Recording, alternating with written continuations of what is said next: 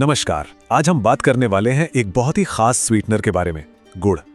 ये कहानी है कि कैसे एक पारंपरिक सदियों पुरानी चीज आज पूरी दुनिया में एक हेल्थ फूड के तौर पर पहचानी जा रही है। तो चलिए इस सुनहरे सफर को और करीब से जानते हैं। अच्छा, इस कहानी को समझने के लिए सबसे पहले इन दो स्वीटनर्स के बीच का फर्क देखना होगा। एक तरफ है गुड़ जो बिल्कुल अनरिफाइंड है। इसमें वो सारा प्राकृतिक शीरा यानी कि मोलेसेस मौजूद रहता है जो इसे इसका गहरा रंग और पोषण देता है।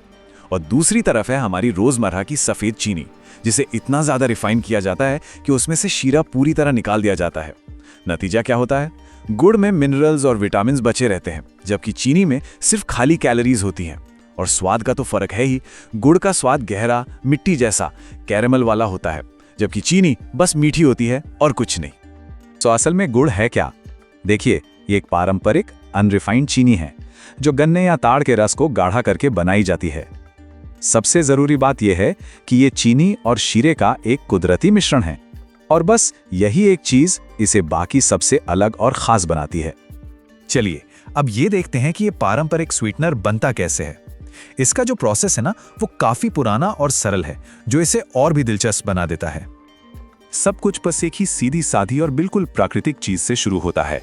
पके हुए गन्ने का ताजा रस, कोई केमिकल नहीं, कोई मिलावट नहीं, बस प्रकृति का शुद्ध दूध जो इस सुनहरे स्वीटनर की नींव है।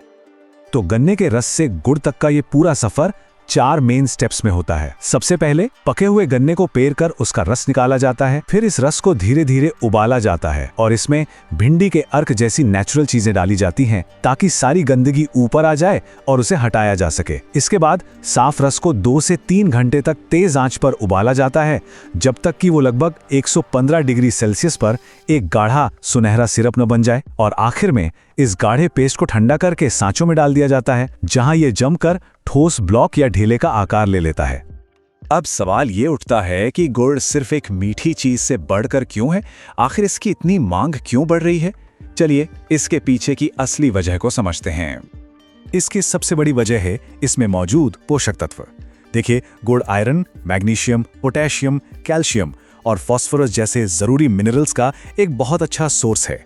ये वो सारे न्यूट्रिएंट्स हैं जो रिफाइंड चीनी में बिल्कुल नहीं मिलते, क्योंकि प्रोसेसिंग में वो सब खत्म हो जाते हैं। और स्वाद की तो बात ही कुछ और है। इसका एक खास मिट्टी जैसा, गहरा और कैरामल जैसा फ्लेवर होता है। यही अनोखा स्वाद इसे खाना पकाने की दुनिया में और हेल्थ फूड मार्केट्स में बहुत कीमती बना देता है।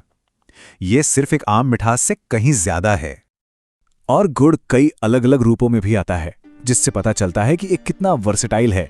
ये ठोस ब्लॉक यानी भेली, छोटे क्यूब्स, इस्तेमाल में आसान पाउडर और यहाँ तक कि लिक्विड गुड़ या काकवी के रूप में भी मिलता है। हर रूप का अपना अलग इस्तेमाल है, मिठाइयों से लेकर रोज के खाने तक में।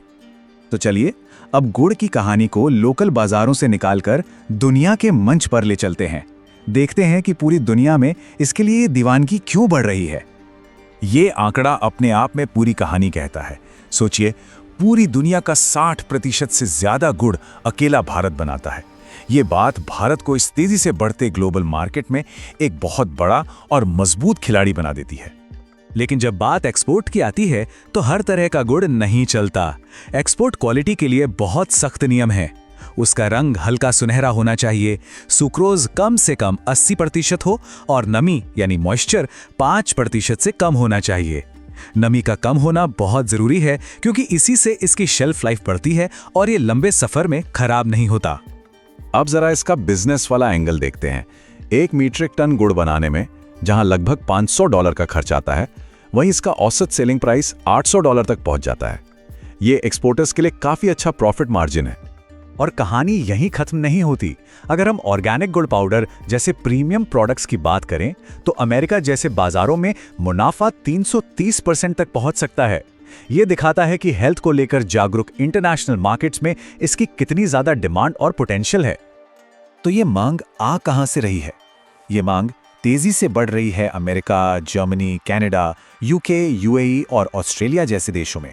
इन बाजारों में ऑर्गेनिक, नेचुरल और वेलनेस प्रोडक्ट्स पर बहुत जोर दिया जाता है, जिससे गुड़ जैसे पारंपरिक उत्पादों की मांग और भी बढ़ रही है।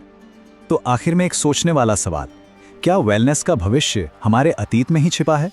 जिस तरह से पुरानी और पारंपरिक चीजें आज मॉडर्न हेल्थ की दुनिया में वापसी कर रही हैं, उसे देखकर तो ऐसा ही लगता है कि शायद अच्छी सेहत का राज हमारी जड़ों में ही है।